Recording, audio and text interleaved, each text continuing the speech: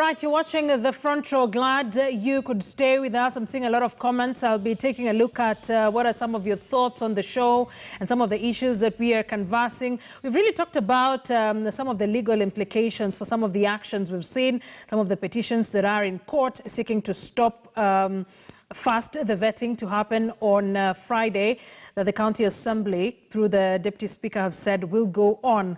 So now let's look at the political implications of it all. We are all aware that this is a highly political process that is set to set the stage for one, a possible referendum, and two, the 2022 general elections. A lot of interests, and we have seen camps coming in to just flex their muscles on this particular topic. Javas, beg your pardon, this is where you come in. Looking at the politics and even how Sonko has been behaving lately, we've seen him leak phone conversations, just trying to purport that perhaps some of the decisions he's made in the past were not entirely him. And looking at the interest in this particular county, what does your crystal ball tell you? How is this likely to go? Well, picking up from the point of Sonko leaking conversations and even indicating that when he was signing off the functions, certain functions of the county government to the national government, he had imbibed and therefore intoxicated, possibly now unsound mind or improper judgment to be able to really understand what was going on. It also speaks to the kind of and the quality of leadership that he was offering Nairobi as governor. And if at all he comes forward and indicates that some decisions were not entirely his, then question arises that what other decisions is it that he made publicly, perceptively his, that were not actually his? And one wonders then to what extent was he puppeteered by the powers that be to make decisions that were against his own judgment or his own will. Today, Nairobi and the entire country is led by and is in fact embroiled in political factionism. When you look at it, you realize that even for the push for a possible referendum, whether to embrace the kind of recommendations that have been made by that task force that are now contained in the Constitution of Kenya 2010 Amendment Bill, and those opposed to it, whether it's a question of driving Sonko out of Nairobi County leadership, and those that want other individuals to assume the leadership of Nairobi, it is pure factionalism and a demonstration also of some kind of class struggle. When you look at the political sociology of Nairobi's leadership, you appreciate that generally since the time when Nairobi city was under a mayor, and even right now under the devolved system of government, one appreciates that the class aspect of the class struggle still exists. When Sonko was senator and even when he campaigned to be governor, he presented himself as the speaker, the image, the savior for the poor within Nairobi, and that is going to represent their interests. And then when he got into office, even though he still spoke to those interests, he emerged actually with his new class, a bourgeoisie, or bourgeois if you like, depends.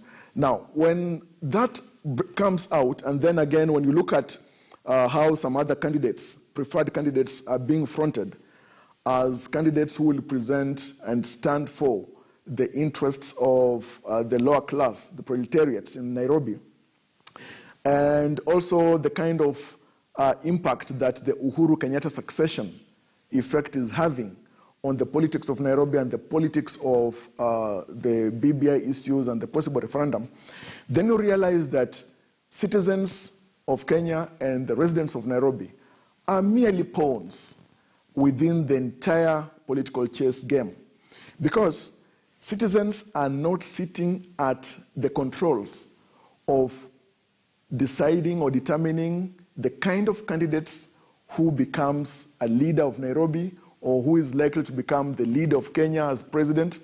they are merely presented with certain candidates or certain individuals, and they are directed in that manner, which means that actually citizens and the kind of politics that's being played is that the people are just like a flag that is now following the direction of the wind, and the wind here being the cunning, the scheming, the smart politicians who Niccolo Machiavelli calls as the foxes and the lions in The Prince. Let's bring in Prof.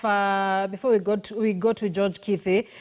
Your party has nominated the Roots Party has nominated a candidate to, race for this particular seat. You say the candidate has already been cleared by the IEBC.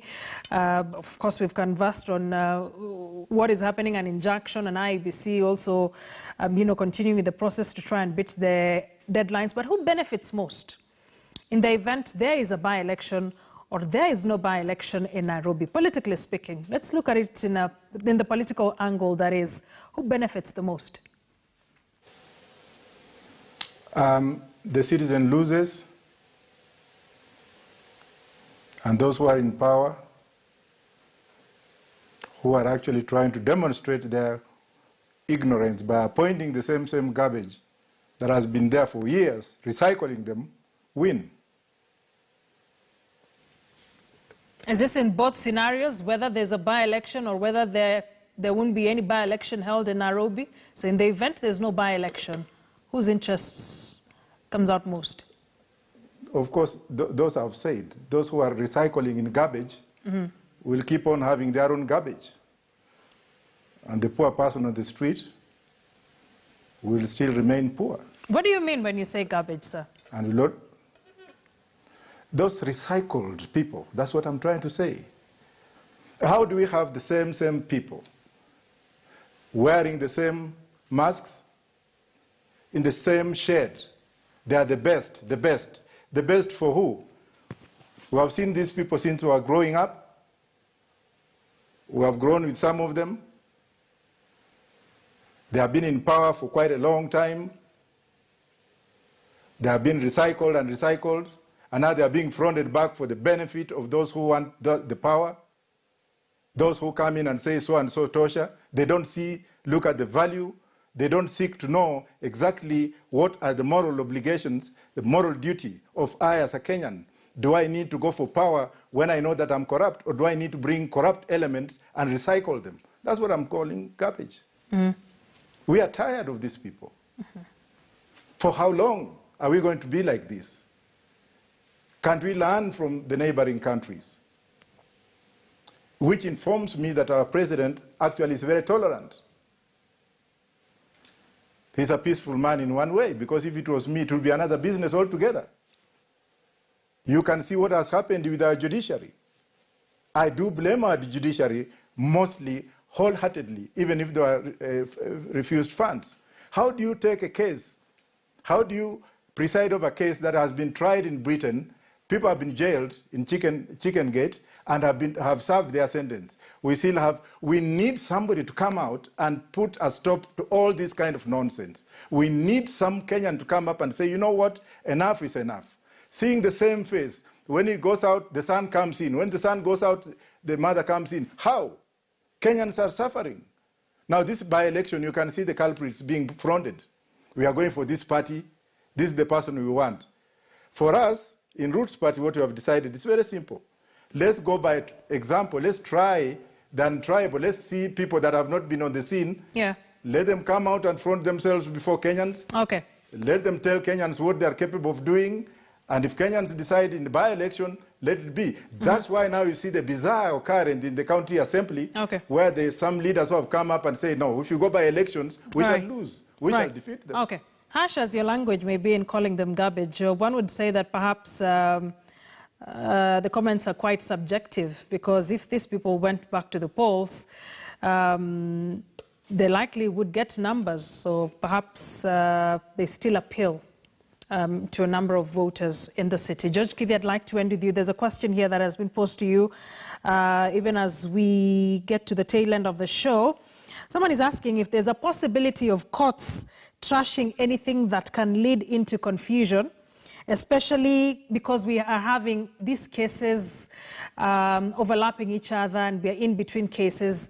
Is there a likelihood that the courts would trash anything that would then throw this county into confusion? More confusion than what is already there as is. Thank you. What I propose to say will purely be what is emerging and what I think will be henceforth the position that most likely be taken by court. There is a liberty for any Kenyan who has an interest in this matter to file these cases. And we have seen many, many petitions being filed.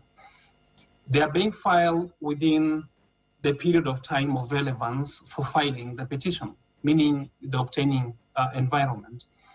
When they are filed, they are all heard in the context of the issue for determination. Therefore, they'll be consolidated or heard together. And that was what happened. That's why today there is a hearing. I believe on Thursday, there is also an order that all cases must be submitted on that day, subsequent to which the courts will pronounce themselves. Now, the most important thing ordinarily is the relevance of Article 1 and the relevance of the people of Kenya ultimately to be the ones to benefit, especially in a public interest matter such as this.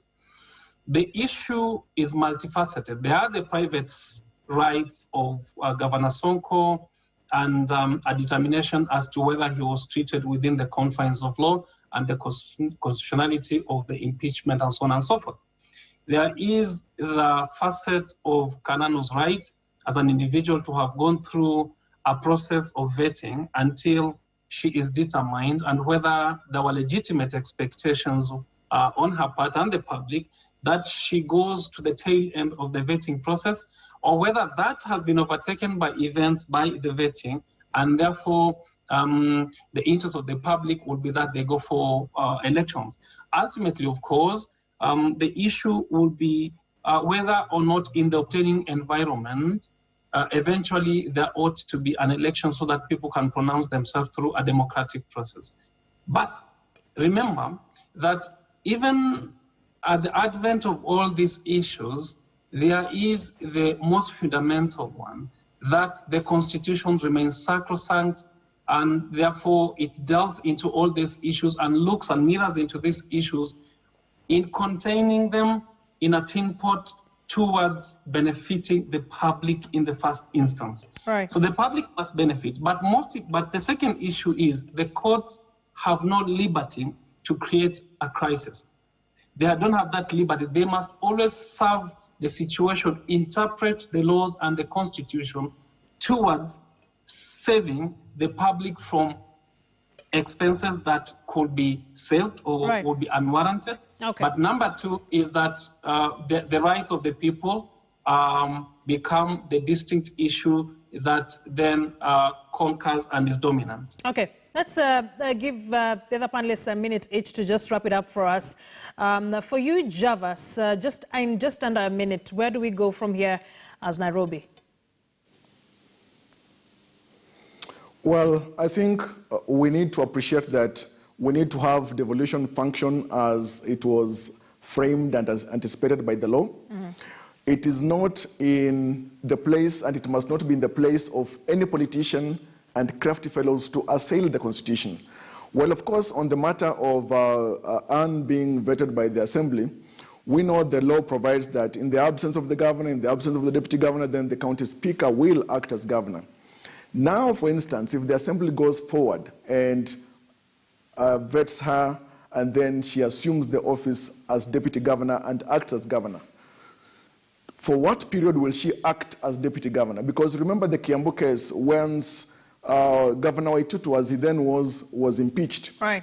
Deputy Governor Nyoro assumed office then as governor, who was sworn in as governor. So this confusion is something that actually must be avoided, because it's been created deliberately on the operation of politics in Nairobi and in the country, vested political interests. Thank you, Professor Ajakoya. It must be removed from the governance process. All right, so it's by design from where you sit. Professor Ajakoya, in under a minute, how do you see this panning out? we need to pray to God to bring salvation so that we can seek guidance from him, because this case, where we are right now, it's only God who can come in, and I'm asking all the religious men of God, both in Islam and also in Christianity, to pray for this country. Thank you. Is it prayer for you, Kithi, as we wrap it up? Is that what will save this county, or are there things we can take advantage of in this process?